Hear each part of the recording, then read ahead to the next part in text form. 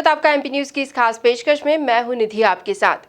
मध्य प्रदेश में गौधन संरक्षण और संवर्धन के लिए गौ कैबिनेट का गठन करने का निर्णय लिया गया है। खुद मुख्यमंत्री शिवराज सिंह चौहान ने ट्वीट के माध्यम से जानकारी साझा की है। अब इसे लेकर भी प्रतिक्रियाओं का दौर चल पड़ा है। क्या सोचती है कांग्रेस और क्या कहना है बीजेपी का, बताएंगे आपको इस खास पेशकश में। कांग्रेस की प्रतिक्रिया जानने के लिए इंदौर शहर कांग्रेस अध्यक्ष विनय बाकलीवाल इस वक्त एमपी न्यूज से जुड़ चुके हैं। विनय जी, स्वागत आपका एमपी न्यूज पर।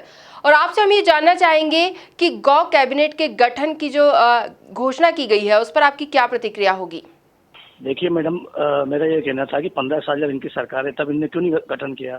जब हमारी सरकार आदरणीय कमलनाथ जी के नेतृत्व में जब सरकार बनी, कमलनाथ जी ने गौशालाओं के लिए सब इतना अनुदान दिया और लगभग 3 से 4 हजार गौशाला मध्य प्रदेश में बन भी चुकी थी और बाकी के कार्य चल रहे थे।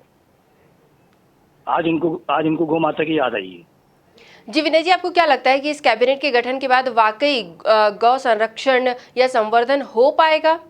मैडम, ये तो ऐसे भी घोषणावीर है कि रोज नई नई घोषणा करते हैं और रोज नए नए काम करते हैं। इनके बारे में हम क्या बोले। जी विनय जी, बहुत बहुत शुक्रिया हमसे जुड़ने के लिए, धन्यवाद।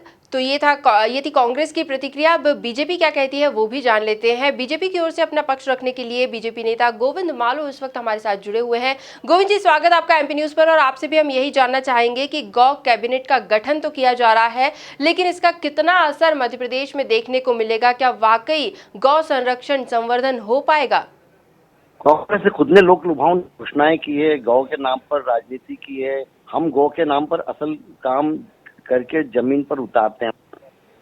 बनाया गांव सुरक्षा के लिए लगातार हमने गौ ग्राम और ऐसी कई योजनाएं हमारी जितनी भी बाकी अन्य विभाग है, ग्रामीण विकास हो, गृह हो, उन सब से जुड़ा हुआ ये मामला है।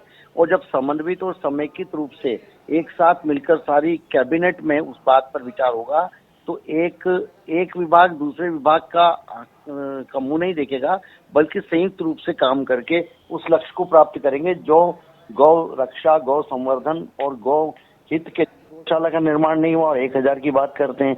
जो गौ अभयारण्य था आगर में, उसमें किस तरह से गायों की दुर्गति हुई।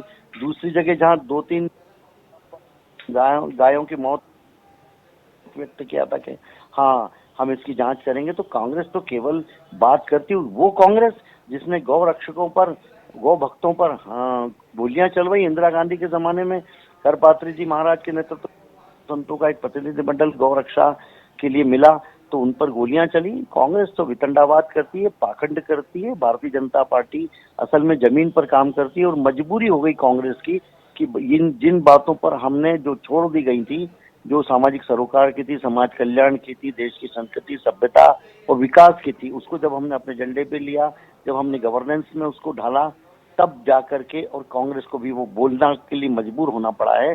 लेकिन असल काम जमीन पर करके हमने दिखाया और आगे भी दिखाएंगे।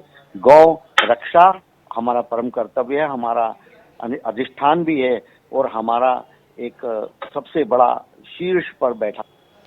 जी गोविंद जी, बहुत बहुत शुक्रिया हमसे जुड़ने के लिए और अपनी प्रतिक्रियाएं हमसे साझा करने के लिए। तो घोषणा तो हो चुकी है, प्रतिक्रियाएं भी आपके सामने हैं, लेकिन देखने वाली बात होगी कि ये गौ कैबिनेट आखिर क्या बदलाव लेकर आ सकती है मध्य प्रदेश में। एमपी न्यूज की इस खास पेशकश में फिलहाल इतना ही, लेकिन अन्य खबरें एमपी न्यूज पर लगातार बनी हुई है। आप भी बने रहिए हमारे साथ, देखते रहिए एमपी न्यूज। धन्यवाद।